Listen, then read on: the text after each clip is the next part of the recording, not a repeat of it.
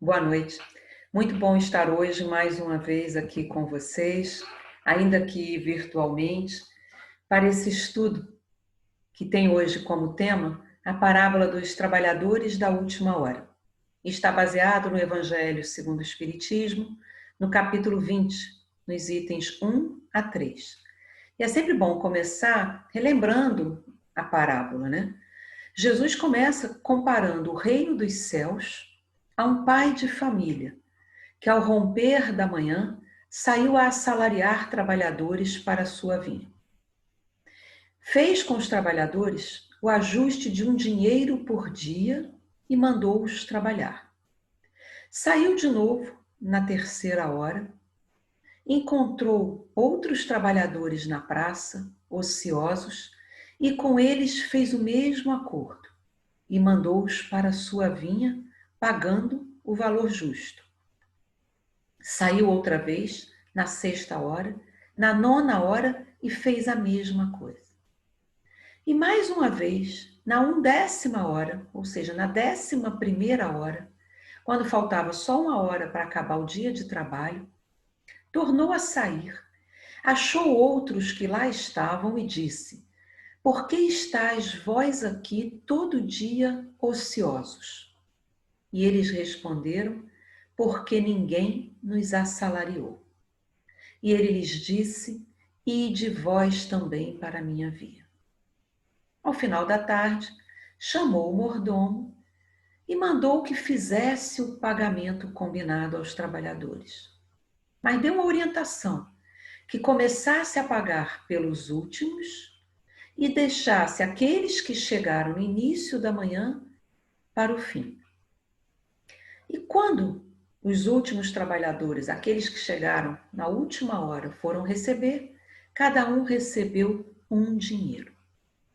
E aqueles que tinham chegado na primeira hora, vendo isso, julgaram que haviam de receber mais. Eu já até imagino que ficaram muito felizes de que, já que trabalhamos mais, ganharemos mais do que o combinado. Porém, também eles não receberam mais do que um dinheiro cada um. E quando viram isso, começaram a murmurar contra o pai de família, dizendo que estes que vieram por último não trabalharam senão uma hora, e tu os igualaste conosco, que aturamos o peso de trabalho de todo um dia. Porém o senhor da vinha respondeu: eu não te faço agravo, ou seja, eu não te prejudico, eu não tirei nada do combinado. Não convieste tu comigo num dinheiro, e não foi isso que foi pago? Toma o que te pertence, que eu de mim quero dar, também a este último, tanto quanto a ti. Acaso o teu olho é mau porque eu sou bom? E Jesus encerra a parábola dizendo que serão últimos os primeiros e primeiros os últimos, porque são muitos os chamados e poucos os escolhidos. Essa passagem está no Evangelho de Mateus, capítulo 20, versículos 1 a 16. E quando nós escutamos essa parábola, ela realmente é difícil de entender. Se formos pensar com a lógica do nosso trabalho material, o senhor da vinha foi absolutamente injusto. Como assim alguém que entrou na primeira hora do dia, trabalhou 12 horas, vai receber a mesma coisa que aquele que chegou quando faltava uma hora para acabar o dia de trabalho? O problema é que as parábolas não falam sobre questões materiais. Não à toa, Jesus começa a parábola dizendo que o reino dos céus é como um pai de família que saiu de madrugada para assalariar trabalhadores. É que a parábola vai nos falar do plano espiritual, da vida espiritual, dos valores espirituais. E é com esse entendimento que nós temos que ler, interpretar e tentar buscar o conhecimento, as pistas que ela nos traz. Porque são outros os valores são muito diferentes entre o plano material e o plano espiritual. Do ponto de vista material, o empregador foi injusto, mas não quando pensamos nos valores espirituais. Os critérios são diferentes, porque no plano espiritual, o aprendizado é dentro. No plano material, na matéria, aquele que trabalhou mais tempo faz jus a um pagamento maior. Mas no plano espiritual, o que conta não é necessariamente a quantidade, mas a qualidade. Não é a quantidade de tempo de vida aqui no planeta, mas como estamos usando esse tempo. Não tem a ver com a minha antiguidade, quanto tempo eu estou nessa religião ou naquela religião, mas como eu vivo, como eu coloco em prática aquilo que eu aprendo naquela religião. É interessante falar desse aspecto porque, se a gente pensar no contexto da época, Jesus falava também para aqueles judeus mais renitentes que afirmavam que o reino de Deus era só para os judeus. Só aqueles que se convertessem teriam direito ao reino dos céus, os outros não. E Jesus veio subverter essa lógica, porque ele andava com os publicanos, ele andava com prostitutas, com ladrões, com coletores de impostos. Porque o plano espiritual não tem esse cercadinho, vamos dizer assim, em que você diz, estou há tanto tempo dedicado a essa religião, logo, antiguidade é posto. É interessante, né? Do ponto de vista espiritual, antiguidade não é posto. Porque você pode estar há muito tempo fazendo muitas coisas erradas. Pode estar há muito tempo ouvindo, pode saber de cor todos os ensinamentos e não estar colocando em prática. Do ponto de vista espiritual, a remuneração pode ser igual, porque a transformação é interior. E à medida em que vamos nos transformando, cada um no seu ritmo, cada um no seu tempo, todos receberão o mesmo pagamento. E que pagamento é esse? É o pagamento, não é em dinheiro, não é material, mas é em conquistas interiores, em crescimento, em evolução, em paz de espírito, em serenidade, em ampliação da nossa consciência, na capacidade de viver, de pôr em prática os valores espirituais, de viver e não apenas falar de fraternidade, de solidariedade, de perdão, de aceitar o outro, de amar o próximo como a si mesmo. Então, na lógica do plano espiritual, todos os trabalhadores terão o mesmo pagamento, o mesmo ganho, porque esse ganho é um resultado automático das nossas conquistas. Mas a parábola nos abre várias possibilidades de interpretação. E uma delas é quando o senhor das vinhas chega na praça e pergunta por que os trabalhadores estavam lá na praça ociosos, que esse era um costume. Quem queria trabalhar ia para a praça e quem queria trabalhadores para as plantações ia lá buscar essa mão de obra, né, esse trabalho. E aí ele pergunta por que estavam ociosos e eles diziam porque não tinham tido oportunidade. Se formos trazer para o dia de hoje, a reflexão é como é que estamos aproveitando o nosso tempo? Como é que aproveitamos o nosso dia hoje, aqui, agora? Porque as oportunidades vêm o tempo todo. Elas aparecem da primeira até a penúltima hora. Na última hora, a oportunidade está aparecendo. Ela aparece o tempo todo.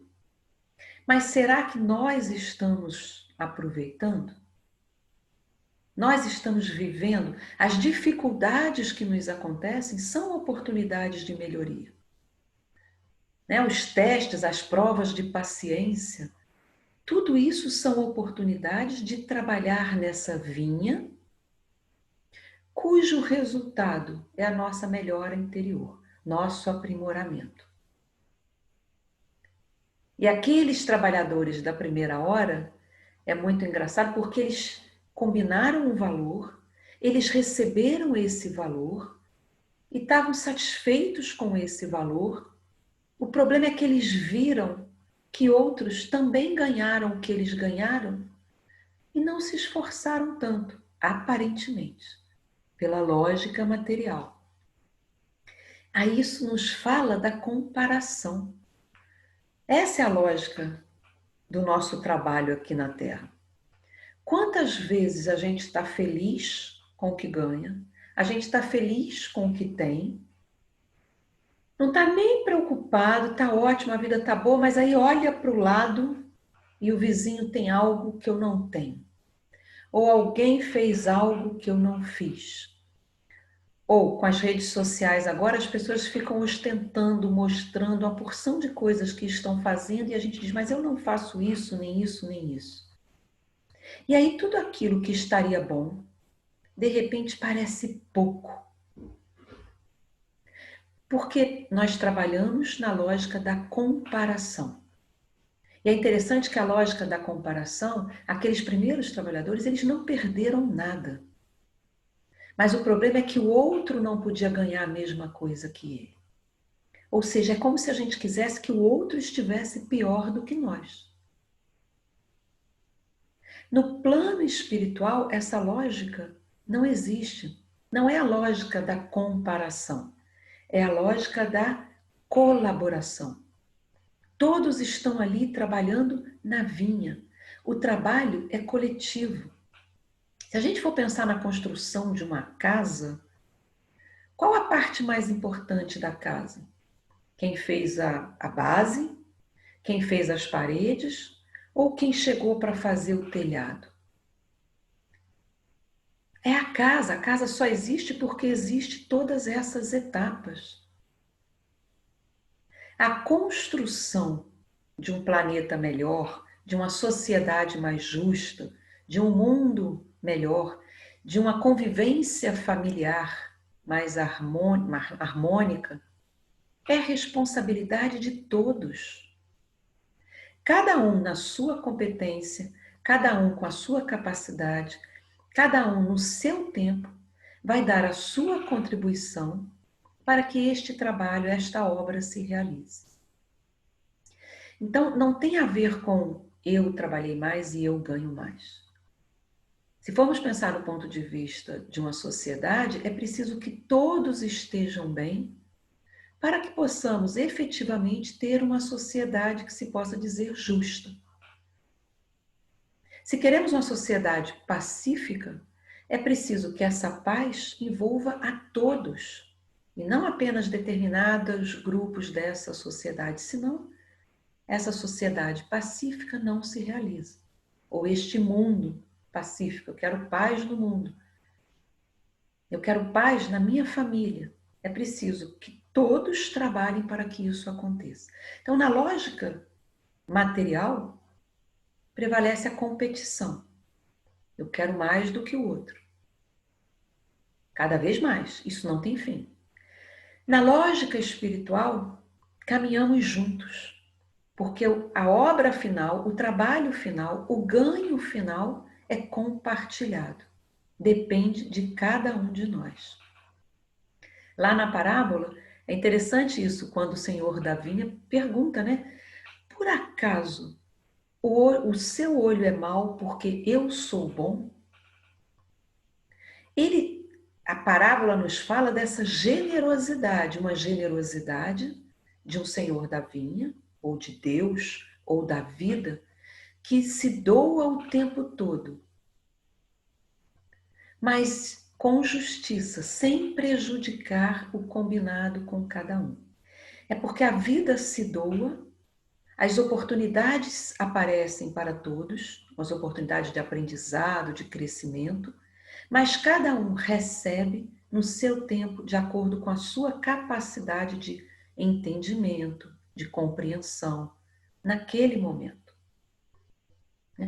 O problema ali não foi o combinado, foi o olhar, o modo com que eles viram o que estava acontecendo. A maldade estava no jeito de olhar, no entendimento deles, não no gesto do patrão. E é interessante que vai falar no final dos muitos chamados e poucos os escolhidos. Depois a gente vai voltar a esse finalzinho da parábola. Lá no Evangelho segundo o Espiritismo, no capítulo 20, no item 2, tem uma mensagem de Constantino que vai falar da boa vontade do trabalhador da última hora. Que ele faz jus ao salário porque o tempo todo ele estava à disposição para o trabalho. Não houve preguiça ou má vontade, ele não recusou a oportunidade. E ele vai mostrar que os espíritas, de certa forma, ou todos nós que estamos neste momento vivendo no planeta, somos os trabalhadores de última hora. Estamos tendo agora a oportunidade de aproveitar esta última hora de trabalho. Lá no Evangelho segundo o Espiritismo, ele vai falar disso. Quantas vezes já fomos chamados e não aceitamos essa tarefa de aperfeiçoamento, de crescimento espiritual? Quantas vezes desperdiçamos o tempo? Esquecemos o que havíamos aprendido, muitas vezes em encarnações anteriores. Vamos combinar que a gente às vezes já esquece nesta encarnação mesmo. A gente aprende a lição, acha que aprendeu e erra de novo, comete o mesmo erro, né? E vai repetindo o mesmo erro até que a gente aprende aquele e vai errar diferente. Passa de ano, mas vai errar diferente. E aí ele diz isso, que diante desses erros, o desafio é aprender de novo, se esforçar de novo. A qualquer hora do dia, a oportunidade aparece. Uns mais cedo, outros mais tarde. E ele encerra a mensagem dele falando exatamente isso. Empregai bem esta hora que vos resta. Não esqueçam que a existência, por mais longa que vos pareça, não é mais do que um breve momento na imensidade dos tempos. E a gente fica pensando às vezes, mas eu não tenho mais tempo. Eu já vivi tanto, não é agora que eu vou mudar. Será? Quem somos nós para achar que o aprendizado de hoje não será útil amanhã? Quem somos nós para avaliar se aquele arrependimento da última hora, no leito de morte, não faz toda a diferença para aquele espírito que não morre porque o corpo acaba, porque a vitalidade do corpo acaba, mas que segue no plano espiritual. Então, todos os aprendizados que pudermos ter aqui e agora, nesta nossa última hora, serão úteis, serão importantes, do ponto de vista do espírito imortal, do ponto de vista do aprendizado que levamos para a eternidade, mas que começa a surtir seus efeitos aqui e agora. Não tem a ver com vou fazer agora para receber a recompensa depois. Tem a ver com vou me aprimorar agora porque a minha vida agora fica melhor. Eu me torno mais sereno, mais capaz de viver em harmonia. O benefício é aqui e agora. Na segunda mensagem, que é o item 3, ela vai falar dessa conexão entre aqueles trabalhadores de hoje, a humanidade hoje, com quem veio antes de nós, com quem virá depois de nós. É muito bonita essa mensagem porque ela fala desse todo estar conectado. Jesus, quando fala dos símbolos, é como se os trabalhadores da primeira hora fossem os profetas. Na religião judaica seriam os primeiros profetas, Moisés, né, os patriarcas. E vai se seguindo depois. os cristãos, você tem, né, os apóstolos, os mártires. E hoje em dia continuamos tendo sábios, né, novas religiões, o espiritismo, tantas outras formas de olhar para o mundo espiritual. Mas ele vai falar que esses últimos a chegar aproveitam o trabalho intelectual e espiritual dos antecessores.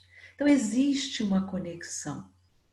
Por isso é que a obra é coletiva, o trabalho é coletivo. Não estamos começando do zero. Nós aproveitamos o conhecimento deixado por aqueles que vieram antes de nós.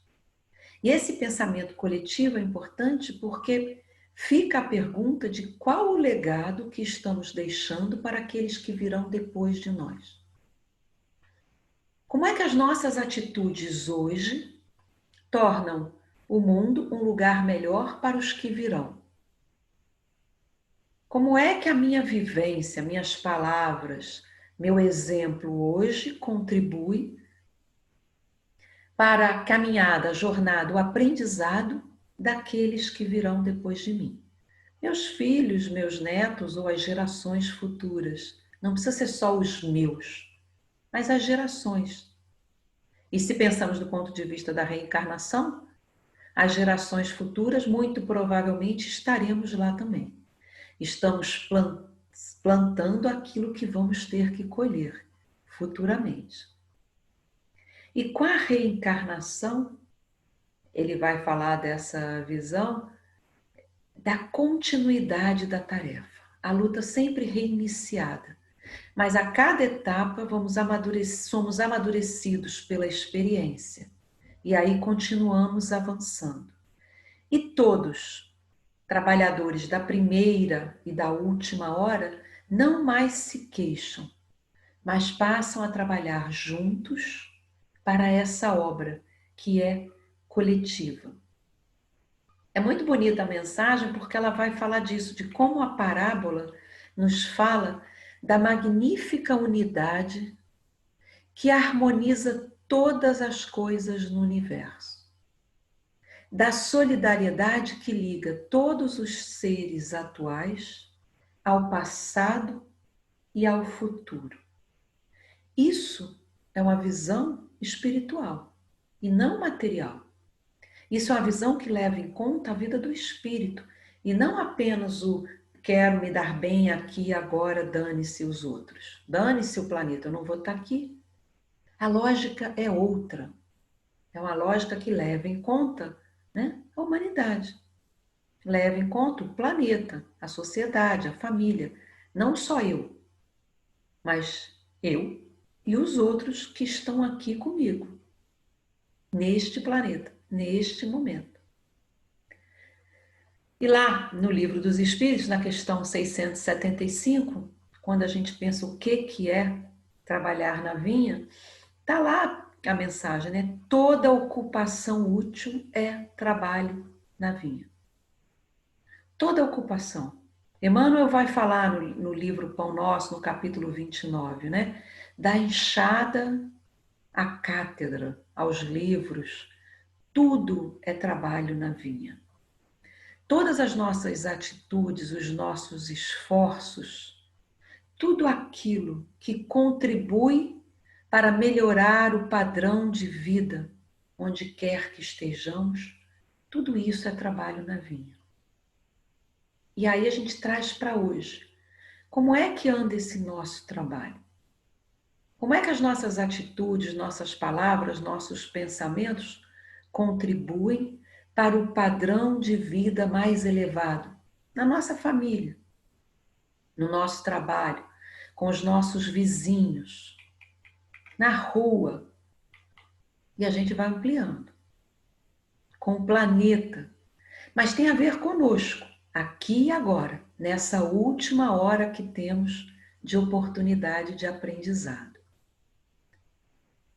É muito interessante, lembra de uma frase de Madre Teresa de Calcutá, que ela falava essa frase, né, que no final é tudo entre mim e Deus, e não entre mim e os outros. Porque se nós formos ficar preocupados demais com o que o outro está fazendo, se eu tenho mais ou menos que o outro, eu perco o caminho. Porque tem a ver com como é que eu me cuido, como é que eu me aprimoro. E ao fazer isso, eu contribuo para o bem coletivo. É muito diferente daquela atitude dos primeiros trabalhadores lá que consideram Deus como um devedor. Deus está me devendo. Deus tem que me pagar mais. Como assim esse senhor da vinha deu um dinheiro para quem chegou depois e aí eu vou receber a mesma coisa? É como se a gente cobrasse, né? A vida tem que ser melhor comigo. Como assim o outro tem sorte e eu não? Ai, que injustiça. Não tem a ver com o outro, com a comparação do outro. Tem a ver nós conosco. E aí, nessas reflexões todas, a gente chega naquela última frase da parábola, que é o que significa que os últimos serão os primeiros e os primeiros serão os últimos. De novo, muitas vezes os primeiros, do ponto de vista material, podem ser os últimos, espiritualmente falando. Então, são valores diferentes, é um modo de olhar diferente, são critérios diferentes. E a pergunta é: em que valores colocamos nossa energia? Se estamos encarnados, temos que cuidar sim da nossa vida material. Temos que trabalhar aqui, temos que melhorar a nossa vida, temos que progredir materialmente. Nada de errado. Mas isso não significa esquecer que também somos espírito. Isso não significa descuidar dos sentimentos, da qualidade dos nossos sentimentos, da qualidade das nossas vibrações, da qualidade dos nossos pensamentos e das nossas atitudes. É esse equilíbrio que é fundamental. E é interessante porque nós não estamos parados em nenhuma posição. Os primeiros serão os últimos serão os primeiros. Para mim, fala de um movimento que é muito rico.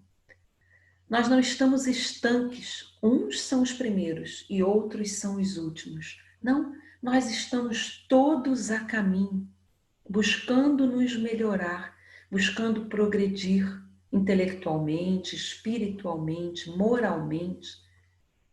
E nessa caminhada, às vezes estamos entre os primeiros, às vezes estamos entre os últimos, nos reerguemos e caminhamos mais um pouco, mas estamos a caminho.